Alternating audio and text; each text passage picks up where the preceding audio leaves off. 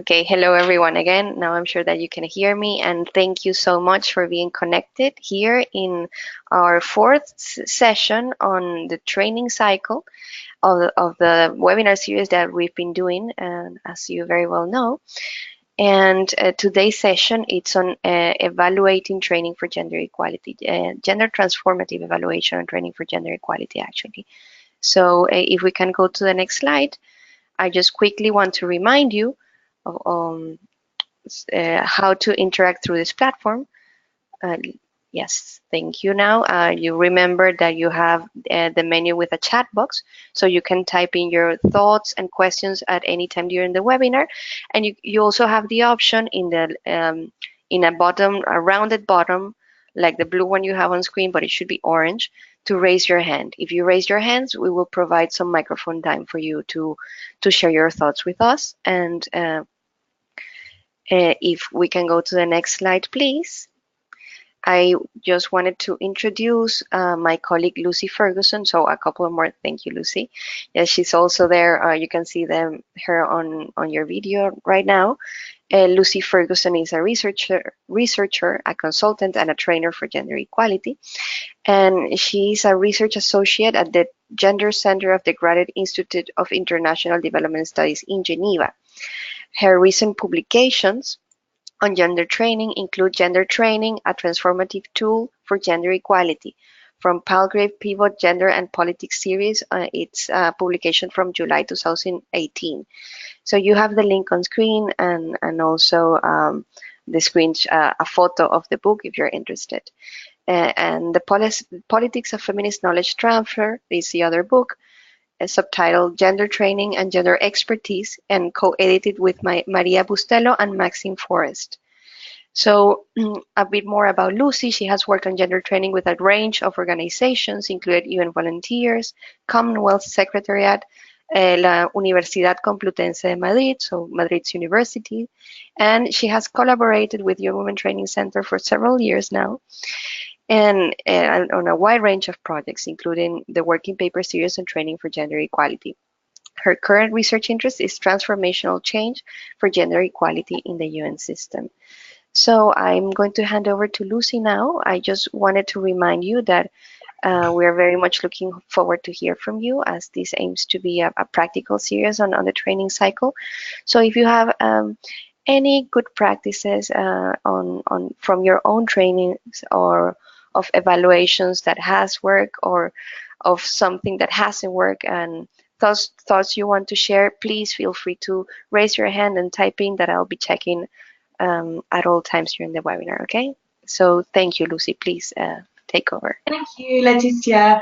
Thank you for the introduction. Just want to make sure you can hear me okay? Yes, we can hear you very well. Great, thank you. It's nice to be here with you today, and I look forward to having some interesting discussions about gender transformative evaluation of training for gender equality. I'm going to turn my camera off so that I can focus on the presentation. So it's nice to see you all.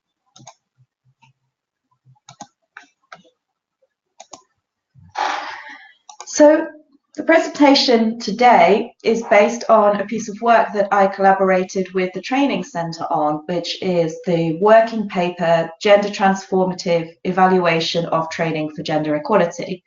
And it's also accompanied by an evaluation tool, which is a shorter guide, more practical. Today I want to focus on the more conceptual side, and thinking about how we integrate gender transformative evaluation into the training cycle, as this is your final webinar on the training cycle. I believe that you already have access to these documents, and if you've already read them, then this will be an opportunity to refresh and ask questions. And if you haven't had a chance to read these yet, then it will be more of an introduction. But please, I encourage you to ask questions, and as Leticia said, to please share with us any experiences that you have of evaluation in your trainings. In particular, what you find has worked well and what you find has worked less well, and where you may be having some more challenges. But before we start, I would like to launch a poll question please, Leticia. Yes, I'm uploading it right now. Thank you. Okay, I believe, just let me check. Yes, you should be able to see it now, and it says, at what point in your training do you usually conduct evaluation? So it's a select one question, the beginning, at various intervals during the training, the end, after the training, and all of the above. You select one of those questions. We have already 100% response, Lucy. Oh, Great. okay. I'm going to provide a bit more time if you want to change your question, your answer, sorry. Okay, a bit more time. Okay, I'm going to close it now. So thank you for responding. And let's see the results. It says for 33% of the participants at various intervals during the training, and for 67%, all of the above. What do you think, Lucy? Yeah, that's great. Thank you. So I think that it already shows that we're well aware that evaluation needs to be integrated into all stages of the training cycle.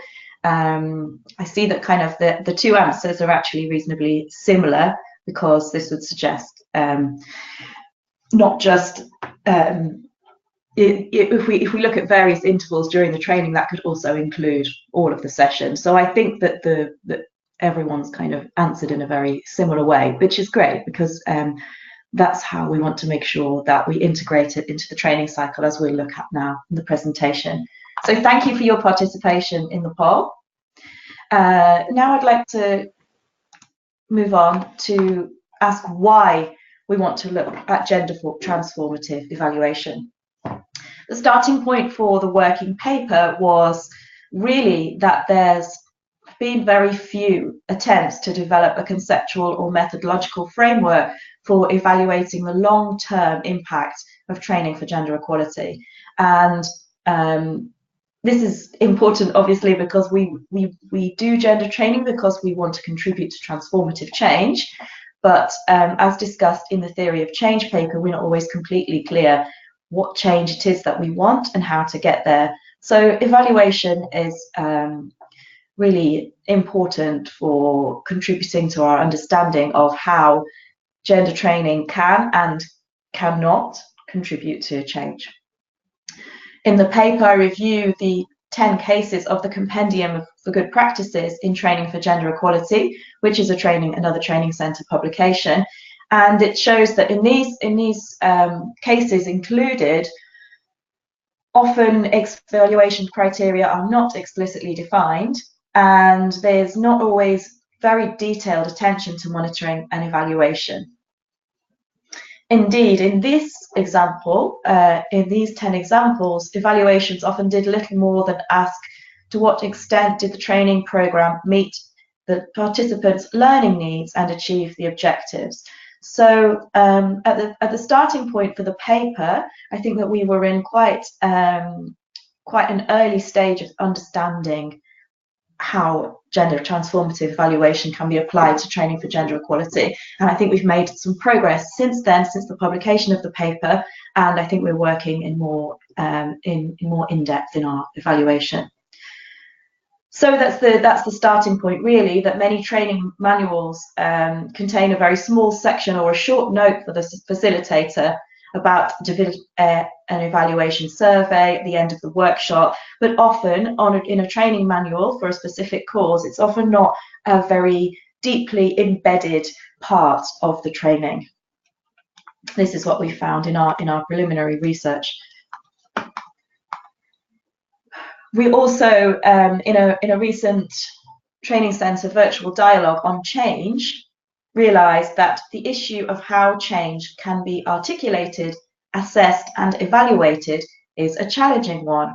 As a field, training for gender equality has often struggled with evaluating long-term change. And the evaluation tool published by the training centre sets out that evaluations of training programs are key to identifying what training participants actually learn. So that's point one.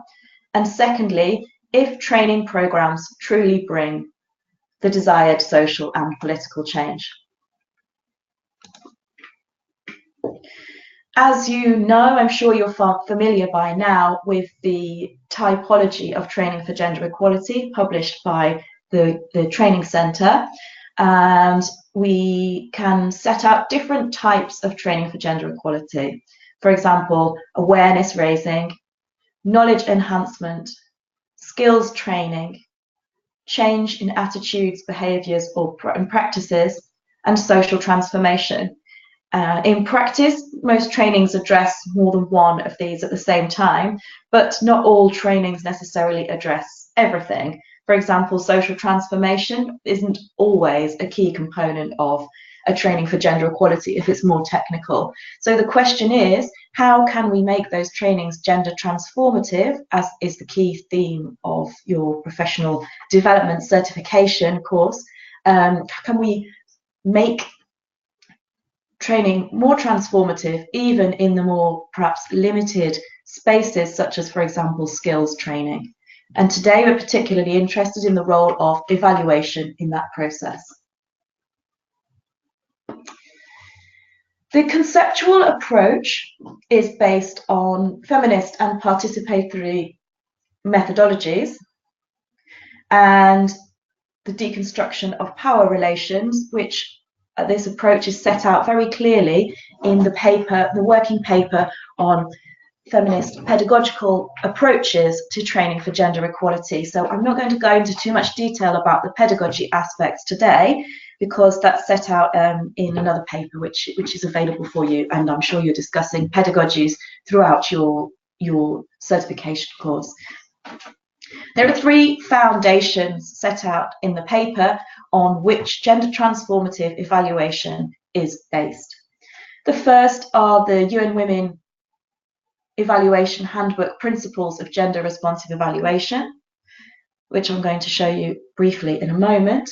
The second are the UNEG guidelines on integrating human rights and gender equality into evaluations. These are all in the paper, so we don't need to go into them in too much detail. And third is the field of feminist evaluation, which we will discuss briefly. I'll just leave you a moment to look at UN Women's core principles of gender responsive evaluation, and I'm sure that you are already familiar with these. National ownership and leadership, UN system coordination and coherence, innovation, fair power relations and empowerment, participation and inclusion, independence, impartiality, transparency, quality and credibility, intentionality and use of evaluation, and ethics. So these are set out very clearly by UN Women in general. However, before we published the paper, there weren't any really specific guidelines directly related to training for gender equality. More broadly, our approach to gender transformative evaluation involves two essential elements: what the evaluation examines, that is content and focus, and how it is undertaken, the process. So by looking at focus or content, gender responsive evaluations are concerned with promoting accountability to gender equality by providing information on the way in which training programs affect women and men differently, and by contributing towards the achievement of these commitments. But secondly, and equally important, is a focus on the process itself, the training process itself. So in addition to identifying gender inequalities, gender responsive or gender transformative evaluation examines opportunities for reversing and redressing these inequalities. And this is at the very heart of training for gender equality. So I feel that this dual approach, it fits very well for our work. So overall, a successful gender responsive evaluation supports stakeholders to feel empowered by their participation in the evaluation process and in the communication of its results, develop the capacities to participate in broader processes of social change, and be equipped with the knowledge to challenge existing programs, policies, and procedures. So we're really setting out evaluation as a political tool as an explicitly political tool to explore power relations, power dynamics, and change. And that's why we focus so explicitly on evaluation. The field of feminist evaluation, with which I'm sure many of you are familiar, offers, I think, a natural home for exploring how evaluation can contribute to training for gender equality. Feminist evaluation is fluid, dynamic, and evolving. Rather than a specific framework or method, it's rather a way of thinking about evaluation, as we've already been discussing. And feminist evaluators caution us to be reflexive about some of the assumptions that are embedded in mainstream monitoring and evaluation processes. For example, that everything should be measured, can be measured, that measurement will enhance our ability to improve, change, replicate, and that change is predictable. We will know what it is like, where it will occur, when and how to assess it. So this is an approach to evaluation which suggests that there are limits to our knowledge, there are limits to what we can measure, and we should be aware of those limits in a very explicit way when we undertake evaluation. So this level of uncertainty about measurement and a reflexive approach to change are key to the practice of feminist evaluation. This is a useful diagram to set out some of the key principles with sources at the bottom there. So as I said before, a way of thinking, and we use a responsive evaluation approach. Feminist evaluation is reflective, so we use qualitative as well as quantitative research. Feminist evaluation is concerned with social justice, so that involves democratic approaches to evaluation and participatory. Feminist evaluation is concerned with the voices of the most disadvantaged, and we use this by making sure that all participants are able to fully be engaged in the evaluation process in an empowering way. Feminist evaluation should be inclusive, and so that means it should be focused on utilization and bring in all key stakeholders within an organization to make sure that the evaluation is useful. And finally, participatory, and this includes tools such as outcome mapping to make sure that actors are fully involved at all stages in the evaluation. You can read more about feminist evaluation in the link that you can see here. Okay, Laetitia, let's take a small break from me talking and do the second poll, please. Absolutely, Lucy. So I'm putting it up now. So you should be able to see it now. It says, what do you usually measure in the evaluations of your training? Please select one. Reaction, learning, behavior, results, all of the above. So I have 100% votes, but I'm going to provide a few more seconds to, if you want to change your mind. Thank you so much for participating. A few more.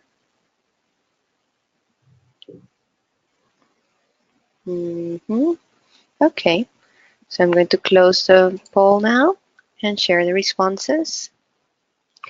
So we have 60% votes for learning, 20% for results, 20% for all of the above. Back to you, Lucy.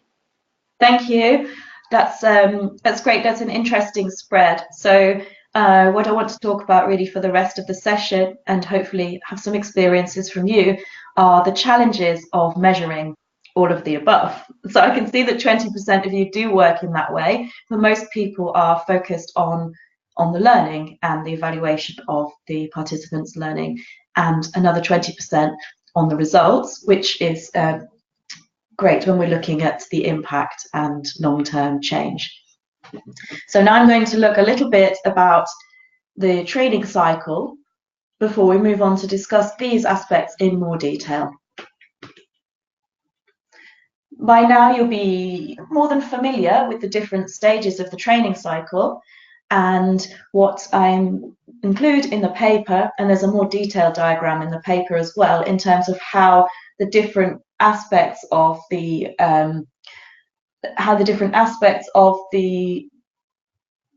implementation of a gender transformative evaluation map onto the different phases of the training cycle, but the diagram is too complicated to put on a PowerPoint slide, but it is available in the paper. So this here is the phases of a gender transformative evaluation. So we start with the planning,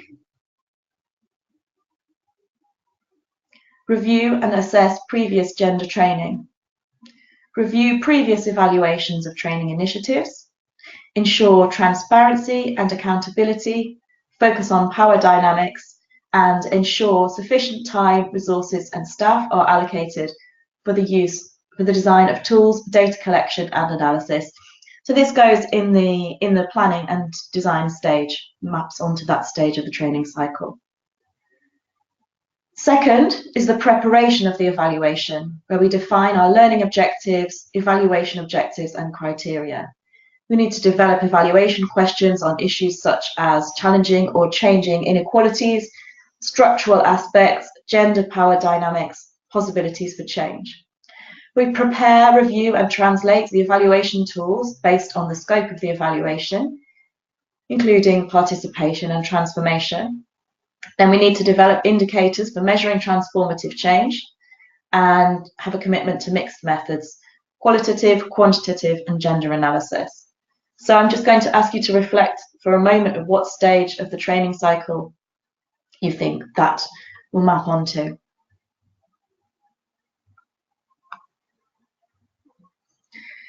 For me, this maps both to the analysis and into the design phases.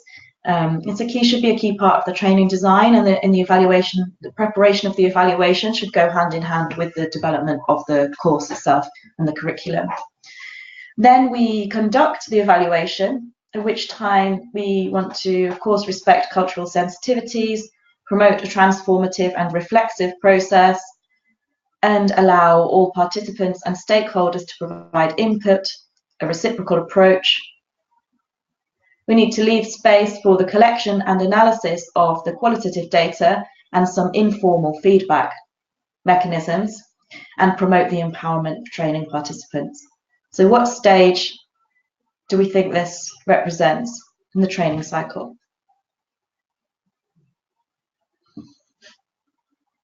I think that this really is in the implementation of the training phase. We implement the evaluation at the same time as we implement the training. And then the next part is reporting. Again, a reflexive approach, explore the power dynamics and resistances of the training context and process, report on the results of quantitative and qualitative data, and then contextualize the data within the specific training setting and the cultural and socio-political aspects of the participants' context. So this is the implementation and evaluation stage. And then finally, in the evaluation stage of the training center, the training cycle, very important is use and follow-up, which is a key stage of the evaluation cycle. So how will the evaluation be used to inform future training design? The results should be shared with all relevant stakeholders, and the reflections should be used to contribute to future trainings. As well, as part of this process, we should develop and disseminate the lessons learned for the theory and practice of training for gender equality. And as I say, you can see the diagram more detailed in the paper, where it links the different aspects to the different stages of the training cycle. Lucy, before we move on, and thank you for that explanation. Well, we have a small question about the second poll. Participants were wondering if there is a right answer for that question. Great, thank you. That's exactly what we're going to move on to now, and the rest of the presentation is going to be focused on those 4 different areas and how we can try to work towards measuring all of those 4 aspects. All of those then. So there isn't a right answer, but I think that the approach that we've taken in the paper is to see how we can evaluate all those 4 aspects in any evaluation of training for gender equality. And we're going to move on to look at that now. Does that answer the question? I do think so. It's very interesting. Thank you for that, Lucy. But Okay. I do leave the option open for more questions. Remember, Yes, also please. you can raise your hands at any time. So I'll be monitoring. So thank you, Lucy. Please go on. So let's think about measuring change. We know that there is a relationship between individual change and institutional change. For example, when training for gender equality targets staff members in an organisation, it targets people as individuals.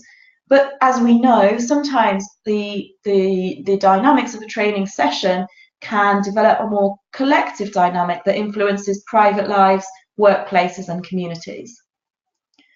So individual change can influence institutional change, and likewise, institutional change can influence individual change. When I say individual, I'm talking about individual people, individual training participants within their institutions. However, we need to be clear that this is not necessarily an automatic relationship. It's not something that will come always and without question. For example, if we want to translate individual change into institutional change, we need the organisation to be broadly supportive of training for gender equality and to enable staff to apply their new knowledge across the organisation. As such, it's very important that the evaluation of training for gender equality moves beyond just assessing the capacities, skills, and behaviours, as we just discussed in the poll, and rather it works to link in more explicit ways how these changes in capacity, skills, and behaviour contribute to broader processes of institutional change. So let's move on to look at reaction, learning, behaviour, results.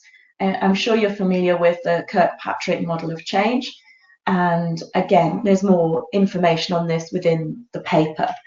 So we had 60% measuring learning, which is the second part of the pyramid, and we had 20% measuring results, and then 20% of people measuring all 4 of these. So now I'm going to talk through some of the ways that these different aspects can be measured, very specific to training for gender equality. So reaction. To what extent did learners like the training? This is a satisfaction approach. So it's about the emotional perception of the training and the impressions it leaves. So a key question for this is, what did you like about the training? Facilitation, methodology, organisation, supporting materials, etc. We're very familiar with these kinds of measurement tools. To measure learning, we measure to what extent the learners understood, what facts, techniques, and methods were mastered. So here there are 3 dimensions. Cognitive capacity, what do we know? What do we need to know or change? Affective capacity, why do we need to change it? And the psychomotor capacity, the skills, how do we apply the knowledge to change it? So this is important for measuring to what extent our learning objectives have been achieved in the course, as 60% of you do. And I'm sure you ask questions similar to, what did you learn during the training in terms of knowledge, attitudes, and skills? And we had nobody selecting behaviour, but clearly behaviour is something that we are interested in after training for gender equality sessions. So this is about how did the participants' behaviour and actions in their work environment change as an outcome of the training. So this is about how their knowledge is applied, taking it to the next stage beyond the learning from the training. So a key question here, for example, will be, how will you apply the capacities obtained during the training? And finally, the results. this is the most difficult. Which of the results of the training are important for the future work? And really, in terms of results, we want to understand how the training contributes to changes in practices, policies, and documents. It's very difficult to attribute change to training because we know that it's embedded in so many broader institutional processes and factors. But nevertheless, we want to try and find a way to see the ways in which training contributes to that change. For example, the adoption of a new institutional gender policy, the establishment of a network of gender focal points. These are the kinds of examples where we could suggest that, look, well, our training contributed specifically to this change. And the question to frame this is, what has changed institutionally since the training? I'm going to skip this slide, but it's in the paper in more detail if you want to look at that. I'd like to go on to looking now more detail at these 4 different areas. So the first, reaction. This is the bottom of the pyramid, so to speak. So we collect information on participants' opinions, what they thought about the training. We gather lessons learned. We make practical improvements for future courses. And as you know, this is normally performed right after the training session or course. In each of these tables that I'm going to pass through now, you have some examples of the kinds of tools that will be used. I'm not going to talk through those in detail today, but you can see all of the tools and methods in both the working paper and the training centered evaluation tool. There are a lot of techniques and tools in there, and everything that's mentioned here will be there. So a participant feedback survey, a training facilitator survey or interview, and a feedback dots exercise, which you can do during the training in order to get your feedback there and then. Learning. I'm sure you're all familiar on I'm sure you're all very experienced in measuring your participants' learning. It's about collecting information on whether they have learned the knowledge, skills, and attitudes set out in the learning outcomes.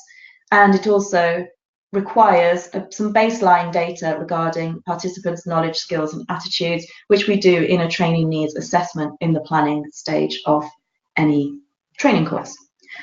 A number of activities can be used here: tests, exercises, a learning curve analysis, and the bullseye exercise, which again is set out in the paper. They're the most straightforward ones. I want to look now at behaviour, how we measure the ways in which training contributes to change in behaviour. So we collect information on whether participants have been able to apply their new knowledge.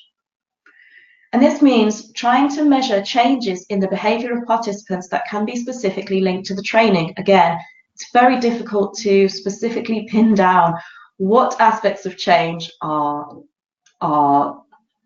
be attributed to training. Behavioural changes are notoriously difficult to measure. And as I said, it's very difficult to prove causality with the training as the factor that triggered the change. Behavioural changes generally only occur if conditions are favourable. So even if effective learning has taken place, we also need support from the broader organisational culture and participants' direct supervisors in order to support, recognise, and maybe reward these behavioural changes. In training, this is a great opportunity to use some fun participatory evaluation tools with the group. For example, a monitoring exercise including movement, so throwing around a ball, throwing around a pen, standing in a circle. The head, heart, hand activity, which I'm going to just share at the end of this because it's one that I use all the time and the training centre use it all the time, and you probably use it too, and I find it very, very useful. There is an approach by Gender Equitable Men, which is a really interesting, this is Pro Mundo, I believe, an interesting questionnaire about changes in attitudes and behaviours. It's also included in the paper. The idea of the gendered autobiography, which is another really nice tool to use, where people can write the story of how they came to learn about gender and the impact that it's had in their lives. And also a peer review process is really important here, that colleagues can measure each other's behaviour and discuss that outside of the training. All of these, as I say, are outlined in much more detail in the paper. And then finally, how do we measure the results or impact? 20% of you are already, well, 40% of you are already doing this, because those who selected results and all of the above. So I'm very interested to share, for you to share with us the kinds of tools and methods that you use for measuring the results or impact of your trainings. So this is about the fruit of what the participants learned, the effect their actions have when they apply the knowledge, attitude, and skills. And as we know, impact is most often only visible after an indefinite time period following the training. And again, I stress this many times, and but we know this. It's very difficult to clearly attribute change to the training itself, especially if it happens over the medium and longer term. So we need to find ways to track institutional change, gender policies, action plans, a gender focal point. All of these things can indicate an institutional change that was triggered by a training event. But of course, it may have also had other causes and influences. So we have to be careful to recognize gender training's contribution, but at the same time be aware of the limitations and not overstate the claim. There are some really good methods for measuring results and impacts. For example, the most significant change methodology, which allows personal narratives about growth and is using a storytelling process to allow participants to reflect very clearly on the impact of the training in their work and their lives. Often we finish our trainings with an action plan. So this is about how do we document and report back on how participants are implementing their action plans. We can share stories of progress, challenges, and lessons learned, for example, through the establishment of a community of practice within the organisation. And then, if possible, not always possible, but to plan a follow-up meeting or workshop to explore the challenges and power dynamics involved in implementing change in their specific context. So really, I would say this is kind of an ideal type. I'll just go back. Ideally, we would be able to measure all four of these in a participatory way using feminist pedagogical principles and the practice of gender transformative or feminist evaluation. We know that in practice, it's not always so easy. There's not always as much time as we would like for evaluation. And sometimes the budget is limited in terms of how much time and money we can really spend on the evaluation, especially in terms of medium and longer term follow-up. So what can we do to work with the space that we have in order to make the evaluation as transformative as possible? That's a question I'm going to leave for reflection, and I'm very interested to share what you do. I have here some exercises, but they're in the paper and they're also in the presentation. So I don't think it's helpful to read through those now, but they're very, very detailed examples. So you can look at those in your own time. This is the head, heart, hand activity, which I'm sure some of you already use. And I like it to measure behaviour and results. So just some concluding reflections before we see if there are any questions or discussion points. I think what I've tried to set out in the paper and summarised here today is that gender transformative evaluation is not about applying specific methods or tools, but rather it's a systematic engagement with the politics of change throughout the evaluation process and the training cycle. Evaluation processes need to be linked more systematically to theories of change and transformation at both the individual and institutional level.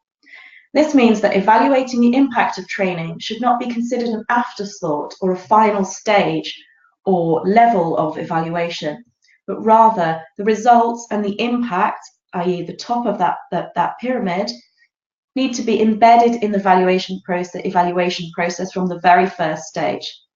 This means integrating gender transformative evaluation principles into all tools and methods, not just those related to behaviour and results on impact.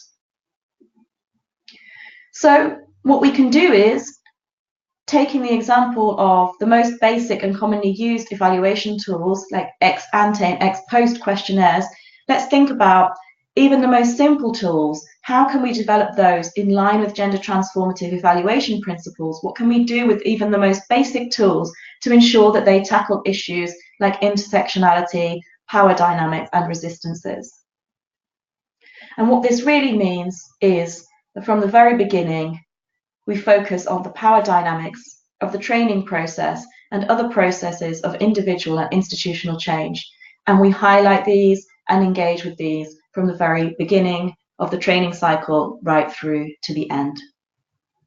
So thank you very much for your participation today. Thank you for listening, and I'm going to hand over to Leticia to see if there are any contributions or questions. Yes, Lucy, thank you for that wonderful and very interesting presentation. I find what you said very, very applicable for, well, my own work, of course, and this difficulty to go from evaluating the reaction to actually the impact, and how do we have to be consistent throughout the process. So we have one question right now, but I do invite participants to reach out, to type in your questions. We still have some time. Also to raise your hands if you prefer to speak.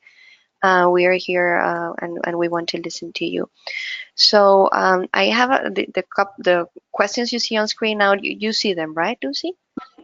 I can see them, yeah, thank you. Okay, that's great. They're from Yatirahula, and the first one you already answered. And the second one, it says, won't it take time to measure change in behavior?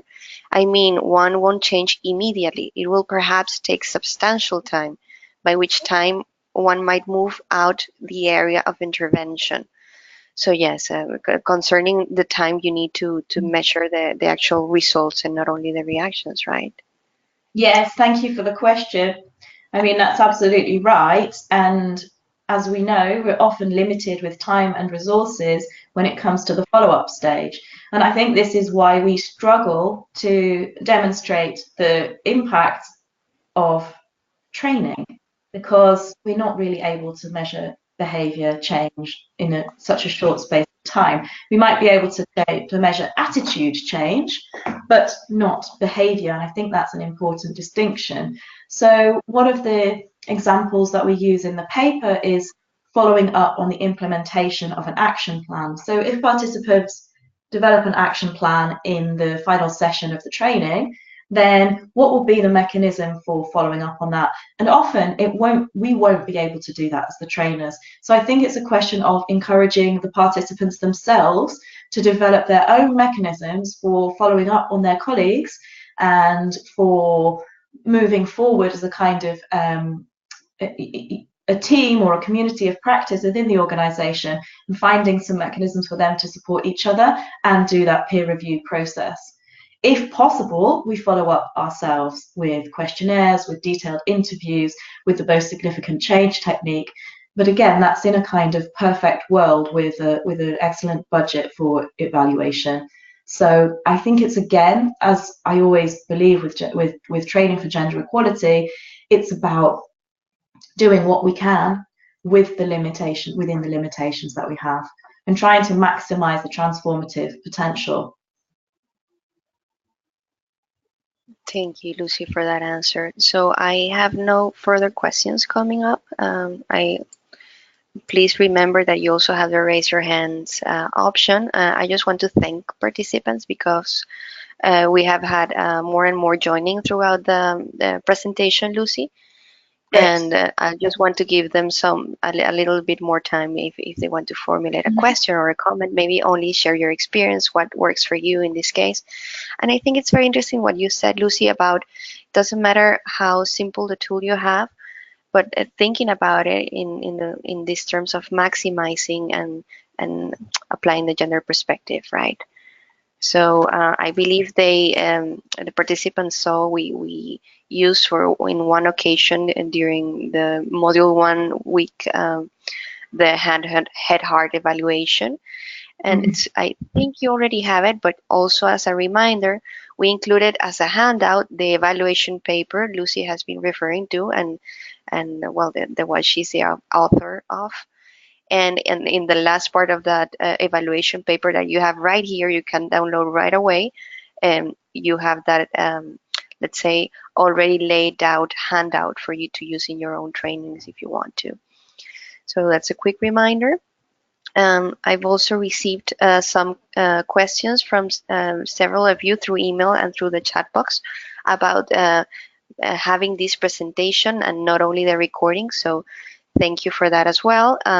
I'll make sure you will have it today because you're right that you don't have that yet. I'm putting your e-learning course space on screen, just to remind you that you have your webinars under module 2 in this little folder section of webinars, and if you click on each of them, you have embedded the recording and the handouts that we've included in the session, but I also will include the PowerPoint here as you, well, several of you have manifested interest in it.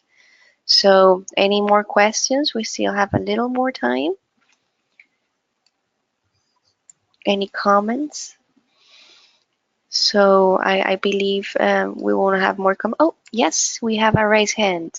2 raised hands. That's great. Okay, I'm going with Asha first. Asha, I'm going to give you the microphone now. Let me see if I can, and so you can make your question or comment. Just one moment, please. Oh, no, sorry. Where?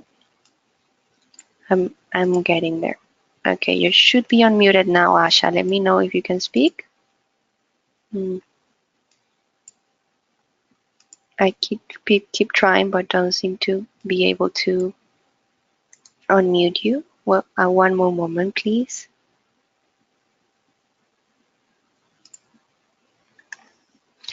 Okay, so Asha, maybe if you can quickly check that you have microphone access, because I'm not able to unmute you right now. I'm going to go on with Ingrid and see if I can unmute you then. Okay, Ingrid, you have the microphone now. Please share your thoughts with us.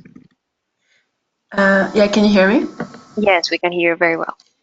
Yeah, sorry, I just raised my hand because I was typing and I was worried you were gonna shut down the webinar before I got to ask my question, but actually now I've typed it out, so. Okay, thank you. Yes, I was not receiving the questions, but yes, please go ahead and comment. Thank you.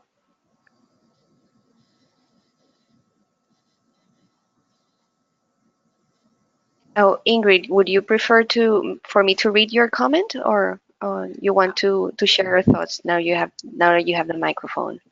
Yeah, sorry. My question was about the Kirkpatrick model and whether it was possible to mainstream gender, let's say, in the model itself. So evaluates whether gender impacts reaction, learning, behavior, and results differently. Can we only do that by gathering like data in a gender disaggregated way, or is there a way to insert that into the questions we're asking? So not just for gender equality training specifically, but for all types of training. I don't know if that makes sense.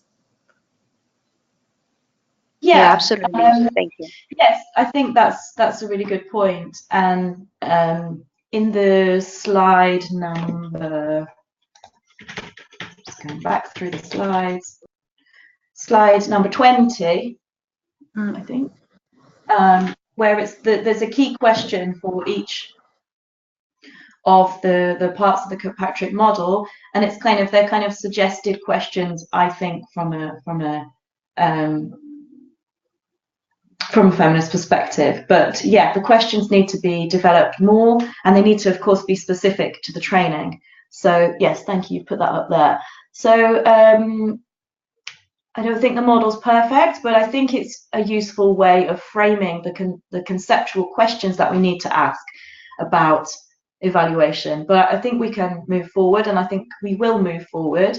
But at the moment, we are slightly stuck within that model, I think. But I think we can use feminist evaluation theory and practice to be more reflexive about these different aspects and the way that they interact with each other. So yeah, thanks for that. Thank you for that question and for broadening out the discussion a little bit conceptually.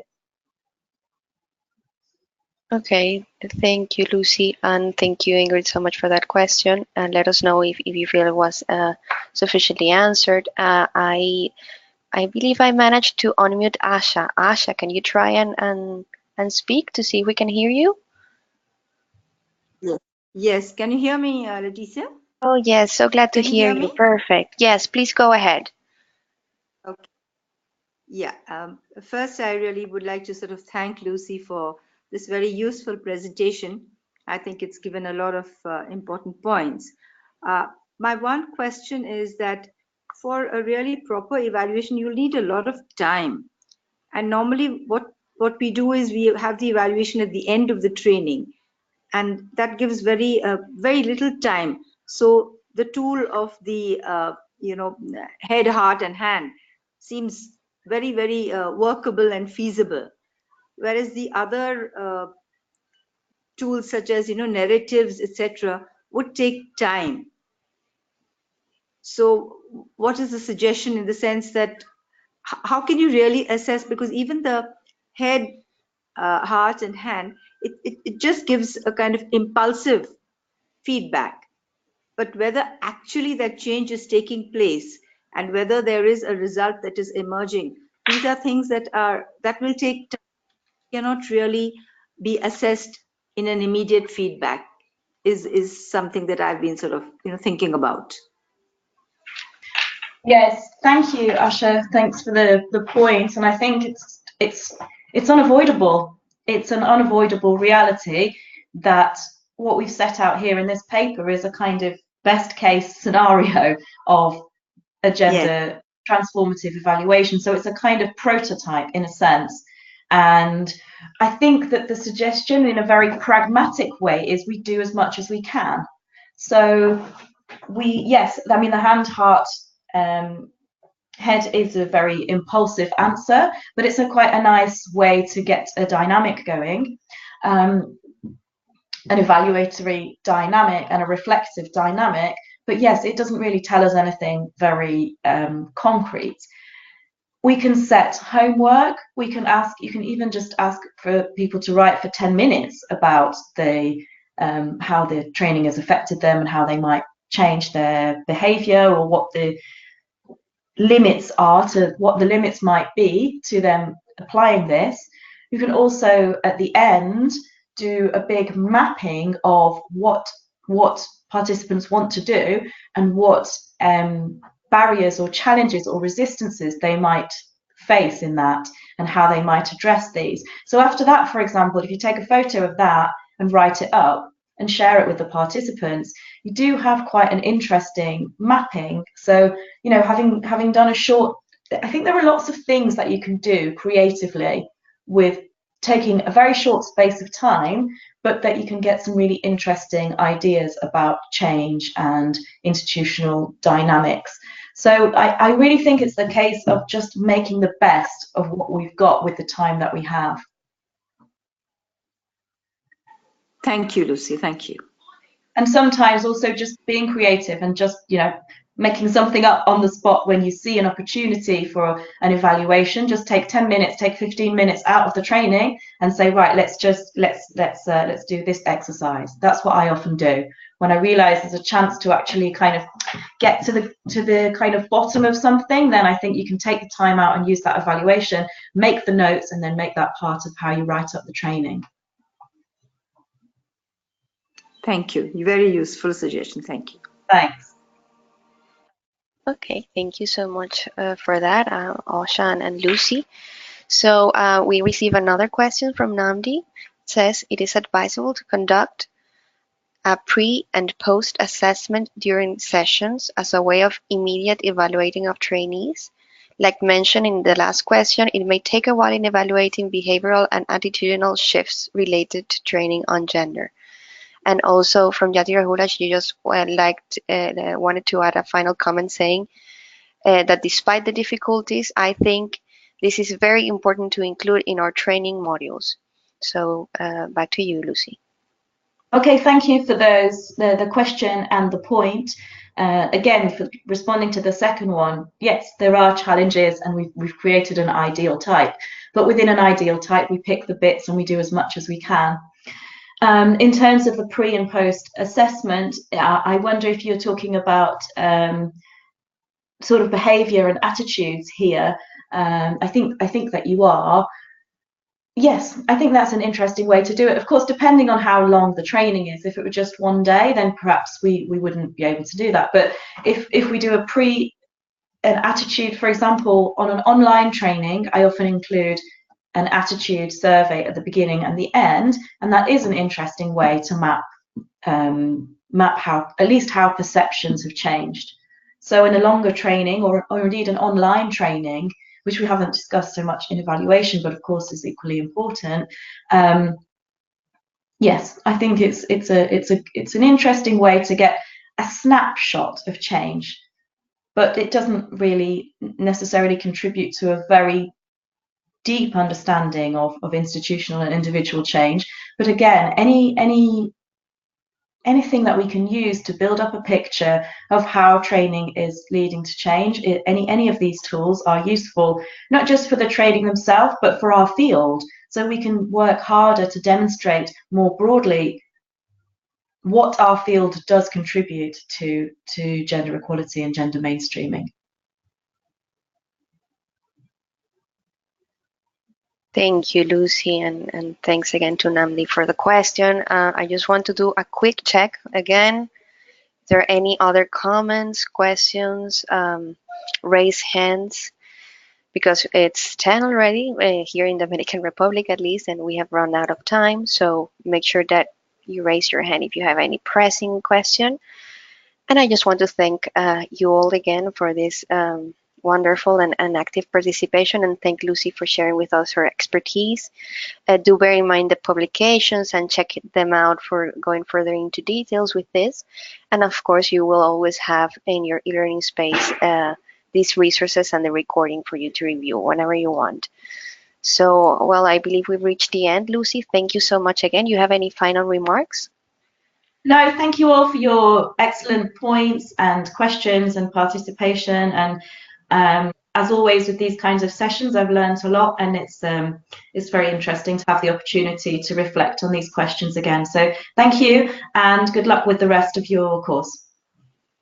Thank you so much, and yes, I'm very looking forward to hear from all of you. You'll have my email, and also to to see you all again in Amsterdam in a month or so. So thanks so much again for participating. Bye bye, Lucy, and bye everyone.